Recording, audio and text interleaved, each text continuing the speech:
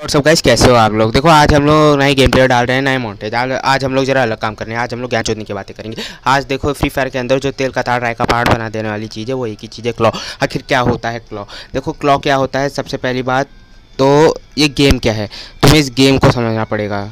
तो ये गेम सबसे पहले बात मैटर करती है कि तुम ये गेम किस पे खेल रहे हो। तुम मोबाइल पे खेल रहे हो, टैबलेट पे खेल रहे हो और पीसी पे खेल रहे हो। अगर तुम पीसी पे खेल रहे हो तब तुम चुतिया हो, क्योंकि तब तुम्हारा कुछ नहीं हो सकता। तब तुम भाई क्लॉ सीखो ना सीखो तुम्हारे ऊपर है, क्योंकि अगर तुम पीसी पे खेल रहे हो तो तुम्हें से एक सबसे बड़ा वाला एडवांटेज है तुम्हारे पास। तो फिर भाई तुम तो भूल ही जाओ भाई, पीसी प्लेयर्स हमेशा मोबाइल प्लेयर्स की गांड मारते रहेंगे, तो फिर उसके बाद भूल ही जाओ।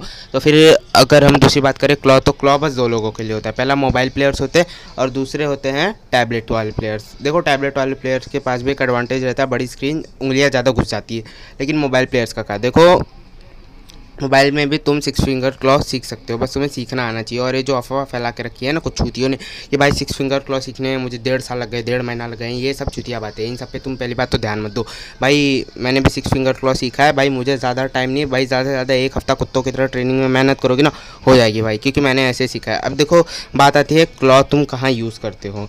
हाँ, तुम्हारा रीजन क्या है। सबसे पहली बात, तुम्हारा रीजन इंडिया है, इंडोनेशिया है या ब्राज़ील है। देखो अगर तुम इंडियन रीजन में खेलो ना तो फिर अगर तुम 2 फिंगर क्लॉ भी अच्छा खेलते हो ना तो तुम्हें इंडिया में भगवान मान लिया जाएगा। लेकिन ये काम ब्राज़ील में नहीं है। ब्राज़ील में देखा जाए तो भाई 2 फिंगर प्लेयर्स लोग चुतिया बोलते हैं। हाँ, इसी के लिए अगर तुम ब्राज़ीलियन रीजन में जाओगे तो वहाँ पे ना भाई इंडियन प्लेयर्स को सीधा मुँह पे चुतिया बोल दिया जाता है। टूर्नामेंट जीतने वाले प्लेयर्स को तो यहाँ के लोग ही चुतिया बोल देते हैं, क्योंकि वो 2 फिंगर खेलता है। क्योंकि वहाँ पे भाई तुम्हें सिर्फ एवरेज इज्जत मिलेगी अगर तुम 3 फिंगर क्लॉ खेलते हो। अगर वहाँ पे भगवान बनना है तो भाई तुम्हें 4 फिंगर 5 फिंगर अपनी उंगलियां घुसेड़नी पड़ेगी स्क्रीन में भाई, ज़बरदस्ती है। यही होता है भाई वहाँ पे। क्योंकि देखो ये जो ई स्पोर्ट है ना ब्राज़ील में भाई, ब्राज़ील, इंडोनेशिया, चाइना, ये सब जगह ना बहुत चलता है। इंडिया में नया नया आया है तो फिर लोगों को इतनी पता नहीं है, लोगों को फ़र्क ही नहीं पड़ता। लोग ज़्यादातर फन से खेलते हैं, लेकिन लोगों को पता नहीं कि भाई इसमें भी एक करियर हो सकता है, इसमें भी एक फ्यूचर हो सकता है। और अगर तुम मेरी बात करो तो भाई मैं प्रोफेशनल गेमर हूँ, समझे। मेरे पास भले सेट नहीं है लेकिन भाई अपन प्रोफेशनल गेमर बनना चाहता है, इसके लिए मैं किसी भी गेम को सीरियसली खेलता हूँ। तो फिर देखो क्लॉक क्या होता है, तो मैंने ये बता दिया क्लॉक किस लिए काम आता है, किस डिवाइस पे काम आता है और क्लॉक किस जगह कैसा काम आता है। अब बात आती है तुम्हें जमता कैसे है भाई। तुम अपनी एक उंगलियों को भाई कितनी जगह काम पे लगा सकते हो। देखो अगर मैं तुम्हें अपना सेटिंग दिखाऊँ ना, मेरा कंट्रोल देख लो। सबसे पहली बात तो मेरा देख लो। मेरा कंट्रोल अगर तुम देखोगे तो कहते जहर, मतलब तुम देख लो भाई। मेरा जो ग्लू वॉल वाला रहता है मैंने यहाँ पे रखा है, और फायर बटन वाला यहाँ पे, और भाई ये जो है यहाँ पे भाई मैंने 2 रखे, एक जंप वाला और एक बैठने वाला और एक स्कोप वाला। और यहाँ पे फायर बटन, यहाँ पे मैंने रिलोडिंग का दबा के रखा है यहाँ पे, और यहाँ पे सोने वाला, ये साइलेंसर, यहाँ पे रिवाइव।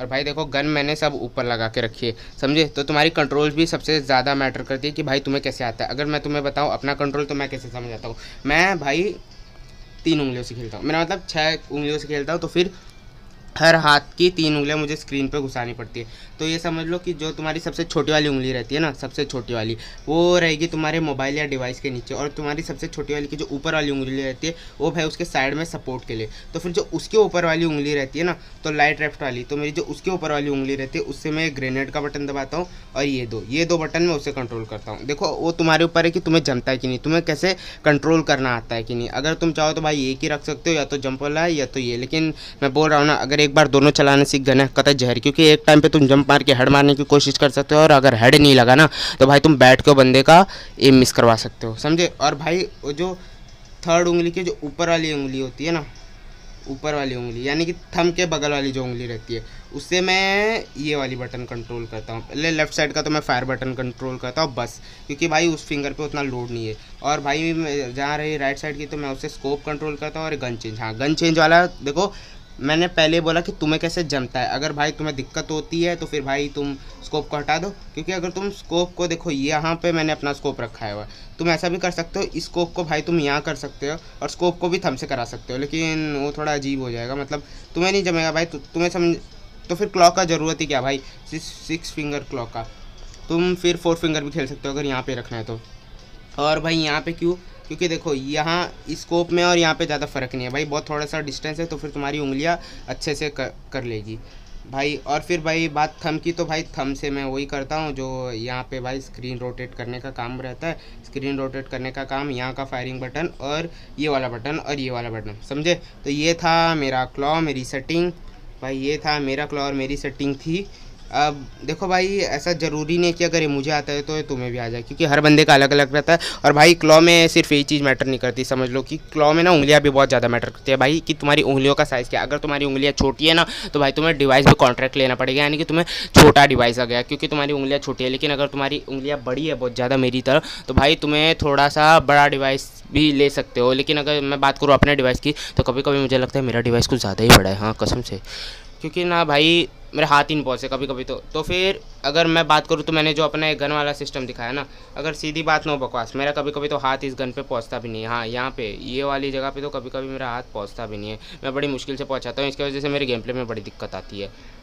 तो ऐसा तुम्हारे साथ ना हो, इसके लिए तुम कॉन्ट्रैक्ट डिवाइस ले सकते हो। और रही बात डिवाइस की, तो भाई बहुत सारे लोग बोलते हैं कि भाई डिवाइस मैटर नहीं करता, भैंचो डिवाइस सबसे ज़्यादा मैटर करता है। और ये जो हो रहा है ना भाई कि डिवाइस कौन सा ले, डिवाइस कौन सा ले, भाई तुम यूट्यूबर को मत देखो, वो सब के सब साले आईफोन पे खेलते हो। और भाई बहुत फ़र्क होता है, तुम खेल रहे हो सैमसंग गैलेक्सी J1 J2 और वो खेल रहा है बंदा आईफोन में। आईफोन का जो वो रहता है ना भाई ग्राफिक कार्ड, मतलब वो क्या नाम है भाई, प्रोसेसर, वो भाई एंड्रॉयड के सामने आईफोन, सीधी बात, एंड्रॉयड भाई नल्ला है आईफोन के प्रोसेसर के सामने, तो फिर तुम भूल ही जाओ। और टूर्नामेंट में भी इसके लिए बहुत कम, फ्री फायर में भाई, टूर्नामेंट में फ्री फायर के टूर्नामेंट में कभी देते ही नहीं आईफोन, बहुत कम, यानी कि भाई 3 to 4% चांसेस ही रहते। तो फिर तुम ये तो भूल ही जाओ, मतलब तुम आईफोन का तो भाई जो तुम रंडी रोना बंद ही कर दो कि भाई उस पर सीखना पड़ेगा, उस पर सीखना पड़ेगा। तुम्हें ना ज़्यादा से ज़्यादा 60 FPS की ट्रेनिंग होनी चाहिए भाई, क्योंकि अगर एक बार 60 FPS की तुम्हें आदत लगे ना, क्योंकि अगर 90 FPS वाला फ़ोन भी अगर तुम्हें दे दिया ना टूर्नामेंट में, तुम गान फाड़ दोगे। क्योंकि मैंने पहले बोला, क्योंकि ई स्पोर्ट इंडिया में अब तक फैला नहीं है। अगर तुम किसी भी घर में जाओगे, वहाँ का बच्चे को बोलिए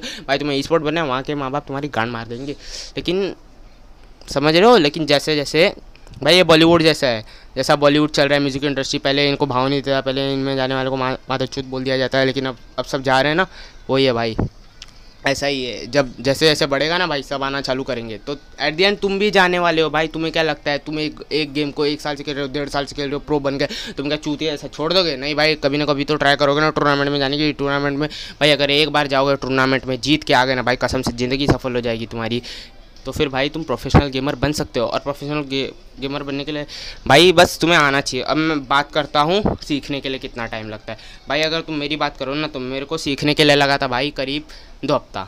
और भाई मैं क्लॉ चेंज करते रहता हूँ भाई, मेरे ऊपर भरोसा मत करना। अभी कुछ टाइम पहले ना मैं 2 फिंगर क्लॉ खेलता था, मैं इतने ज्ञान छोड़ रहा हूँ, मैं खुद 2 फिंगर क्लॉ खेलता था। लेकिन जैसे जैसे मुझे रियलाइज़ हुआ कि भाई मैं चुतिया हूँ, सामने वाला प्लेयर पता नहीं कितनी उंगलियों से खेल रहा है, भाई मुझे पेल के चला जा रहा है। पहली बात तो PC पे खेलते हैं आधे लोग, तो साले वो बहुत गुस्सा आता है भाई PC पे खेलने वाले लोग के ऊपर, क्योंकि भाई उनके पास एक अननोन डिसएडवांटेज रहता है भाई, उनका हर एक जो रहता है ना बुलेट, वो ज़्यादातर हेड पे जाते हैं। और आईफोन वाले तो भाई तुम्हें पता ही है, साले हरामजादे DPI बढ़ा के खेलते हैं, तो फिर उसका भी डिसएडवांटेज रहता है।